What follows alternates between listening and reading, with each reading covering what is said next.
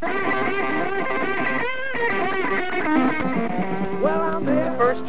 first job I ever played in my life, I got paid $20.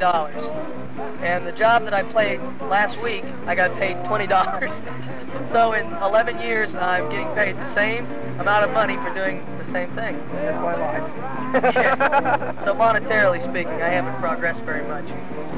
All of us have our own assorted equipment, you know, guitars and so on. I have a B3 and 4 Leslies and Marshall Stack and 4 guitars, and 6 guitars, Fender, bass equipment, and numerous assorted percussion instruments. A truck, all the microphones, huge PA, automobile, all the cords and cables that keep breaking at $5 a piece, and you have to throw away, and 35, 40,000. And we only owe 9,000 though. That's big part. No, we only owe as of right now 6,000. 6,000? I mean, we're going to take on another bill. We're buying a new PA board because we have to. Man, I'll tell you something. Our band is starving.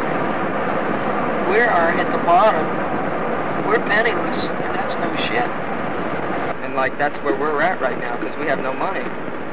We just have to play clubs until we get enough money together where we can get enough time, you know, pay for enough time to go in a studio and record something that's on the quality that this band deserves. If you're going to sell a product, you've got to package it right. And the only way you sell a rock and roll band is you send flashy pictures and a good fucking tape. It's got to be a good tape. You send them a bad one, you're shot. Because then you've got that to surmount the next time you come around. Yeah. A couple trips to Pittsburgh, New York. It took us a few hours. Long time. We played in West Virginia? Somewhere in West Virginia, anyway. I think it was Clarksburg. Yeah, Clarksburg. Started using the car in probably October. So actually the band's only got, I'd be pretty sure estimated it's got 18,000.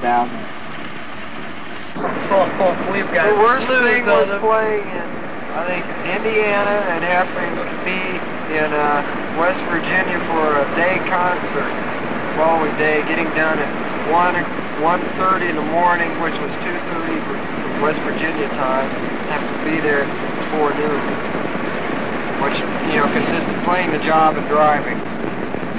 Well, playing the job and driving, and then playing the job and then driving home. You know, traveling like this just kind of makes you loony. Makes you loony and old and impotent. That's the way I look at it. I figure if we don't make it by the time I'm 30, I'll be dead by then.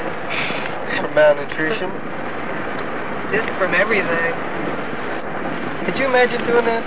I mean, could you imagine doing this week after week after week? All you have to look forward to is getting in a car and going somewhere?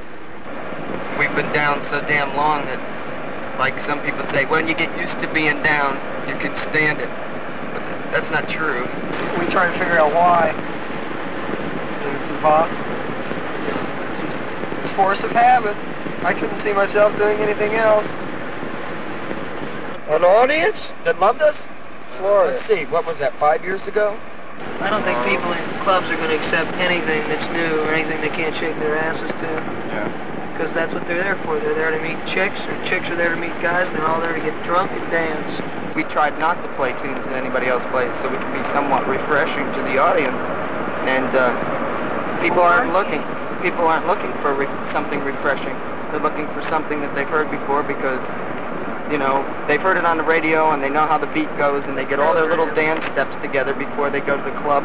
So they just sit around and wait for you to play their favorite tunes because they got their whole routine as far as dancing down.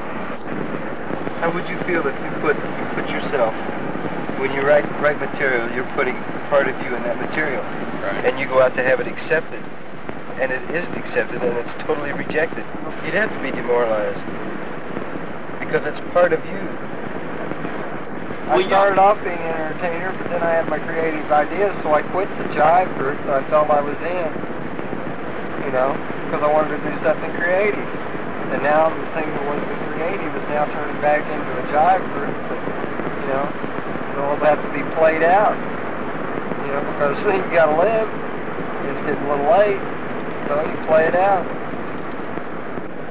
Man, I'll tell you, George, honestly, I don't care what kind of music we play. I want to get ourselves to the position where we can play totally what we want to play. And I'm realistic enough to realize we're not in that position yet. And that calls for a little bit of compromise until we can get there. Just like Funky said, it's all taken in steps. I'd love to be able to go out and do just what we want to do, you know. There's nothing I want more than that. That's what I'm working for. But that's all beyond where we are now. We tried to do that. It was like beating our heads against the wall, because people weren't ready to accept it. What I'd like to do is have our music be exactly the way we want it to be, and just have it in a position like being on a record that somebody can say, yeah, I like that, or yeah, I don't like that. That's all I'm aiming for right now. And it's really hard to get accepted unless you sound like somebody else. And we don't sound like anybody else. You know, and I'm pleased about that. I'm very pleased with it, you know. I don't really want to change a whole lot. I'd like for people to like us, you know, but I hate to, you know, go too far just for the people, because I think people appreciate you more when you're doing your own thing in the long run. For a while, we were almost even losing, I think, a belief in our music, thinking that what we were writing sucked, you know. That's why people didn't like us, you know, what we wrote wasn't any good. Then all we had to do is sit down and listen to it, and it's great. You want to, at least I do, I want to create something that's going to endure, that will be recognized as being a good piece of music. Something really, really nice, really pretty.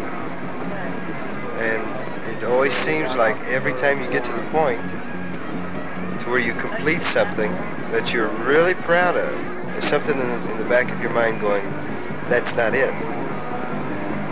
That is not the final product. You can do better, and you have to do better.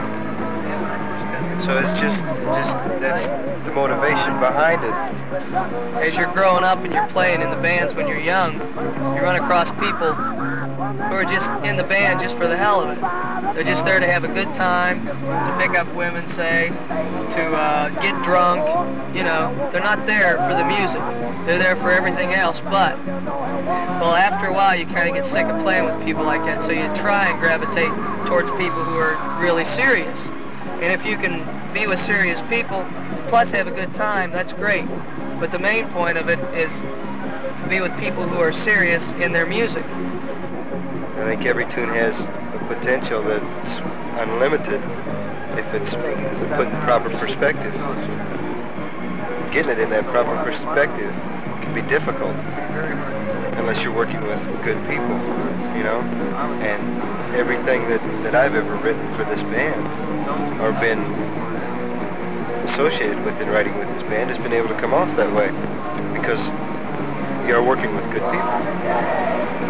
Because every day, no matter what I'm doing, I'm getting better. And one fine day, I'm going to be in a position where I can do what I want, and I'll be prepared to do it. Because I will have gone through every fucking thing you can go through. I feel artistic as hell.